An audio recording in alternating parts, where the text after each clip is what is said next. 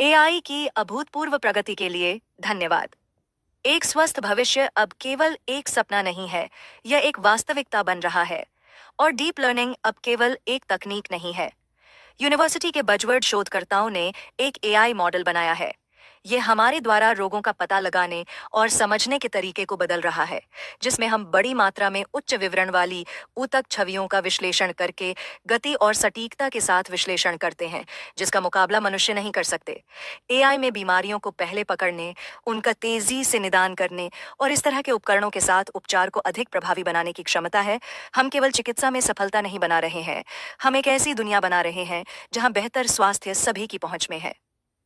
यह deep learning AI न केवल ऊतक स्लाइड का विश्लेषण करने की अपनी क्षमता में, बल्कि यह कैसे उल्लेखनीय सटीकता के साथ इसे प्रबंधित करता है, में एक गेम चेंजर है। एक बीमारी का निदान करने की सामान्य प्रक्रिया वह है जहां पैथोलॉजिस्ट त्रुटियों से बचने के लिए माइक्रोस्कोप के नीचे स्लाइड को ध्यान से देखने, उन पर टिप्पणी करने और टीम के साथ परिणामों की दोबारा जांच करने में घंटों बिता सकते हैं।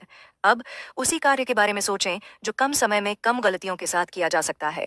यही वह है जो यह एआई ऊतक छवियों को प्राप्त कर रहा है, जिन्हें संसाधित करने में कई दिन या सप्ताह लगते थे। अब उनका विश्लेषण मिनटों में किया जा रहा है। वस्तुतः सभी असामान्यताओं को पकड़ते हुए जो मानव आंख से बच सकती हैं, मॉडल एक कन्वोल्यूशनल न्यूरल नेटवर्क या सीएनएन का उपयोग करके गहन शिक्षण में निहित है। यह तकनीक इस बात पर आधारित है कि मानव मस्तिष्क पारंपरिक मशीन लर्निंग के विपरीत दृश्य जानकारी को कैसे संसाधित करता है, जो पूर्व निर्धारित नियमों पर काम करता है। यह एआई बैक प्रोपिगेशन नामक प्रक्रिया के माध्यम से अनुकूलन और सुधार करता है। यदि यह कोई त्रुटि करता है तो यह दोहराने से बचने के लिए अपने आंतरिक नेटवर्क को समायोजित करता है।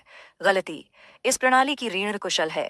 नेट V2 शीर्ष CNN आर्किटेक्चर में से एक, यह शक्तिशाली कुशल और उच्च प्रदर्शन कार्यों के लिए अनुकूलित है। वॉशिंगटन स्टेट यूनिवर्सिटी के शोधकर्ता एपिजेनेटिक अध्ययनों से ऊतक छवियों का उपयोग करके मॉडल को प्रशिक्षित करते हैं। एक क्षेत्र जो देखता है कि रसायनों जैसे बाहरी कारक पीढ़ियों में जीन व्यवहार को कैसे प्रभावित करते हैं। उन्होंने गुर्दे, अंडाशय, प्रोस्टेट और वृषण जैसे ऊतकों पर ध्यान केंद्रित किया। जो बात इसे विशेष रूप से प्रभावशाली बनाती है वह यह है कि उन्होंने इन छवियों के विशाल आकार को कैसे संभाला। एक गीगा पिक्सल छवि में अरबों पिक्सल होते हैं जो बहुत बड़े होते हैं। किसी भी प्रक्रिया को एक इकाई के रूप में हल करने के लिए शोधकर्ताओं ने ओवरलैप या पीटीओ के साथ पिरामिड टाइलिंग नामक एक विधि विकसित की। अब पीटीओ वह जगह है जहां वास्तविक नवाचार होता है। एक बार में पूरी छवि का विश्लेषण करने के बजाय जो असंभव होगा, एआई इसे छोटे टाइलों में तोड़ देता है। यह प्रत्येक टाइल का व्यक्तिगत रूप से विश्लेषण करता है, जबकि यह अभी भी समझता है कि यह एक पहेली के टुकड़ों की जांच करने की तरह बड़ी तस्वीर में कैसे फिट बैठता है।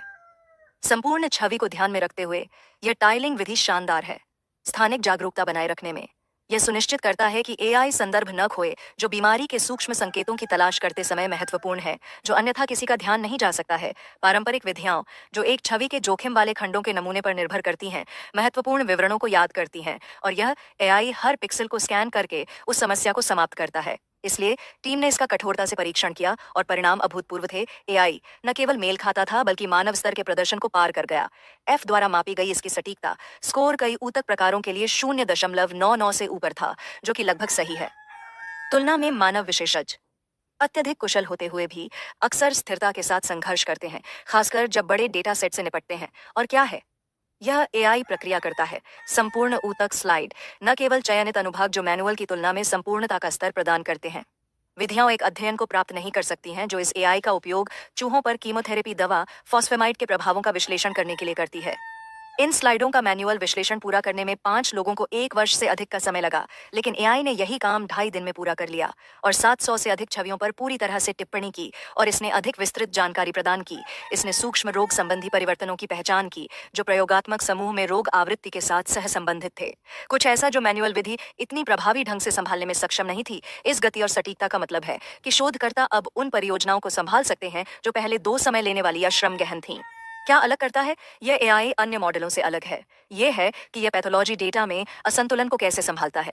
अधिकांश डेटा सेटों में स्वस्थ ऊतक रोग से काफी अधिक संख्या में होते हैं।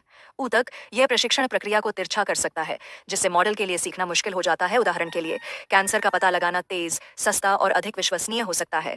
पैथोलॉजिस्ट को प्रतिस्थापित नहीं किया जाएगा, बल्कि एक उपकरण द्वारा समर्थित किया जाएगा जो थकाऊ दोहराए जाने वाले कार्यों को संभालने में सक्षम है, जबकि करीब से जांच के लिए चिंता के क्षेत्रों को चिह्नित करते हुए यह नैदानिक त्रुटियों को काफी कम कर सकता है और रोगी के परिणामों में सुधार कर सकता है।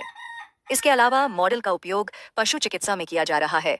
हिरण और योगिनी से ऊतक के नमूनों का विश्लेषण कर रहा है। इसकी बहुमुखी प्रतिभा इसकी सबसे बड़ी ताकत में से एक है। जब तक एनोटेड डेटा सेट उपलब्ध हैं, एआई को लगभग किसी भी प्रकार के ऊतक का विश्लेषण करने के लिए प्रशिक्षित किया जा सकता है।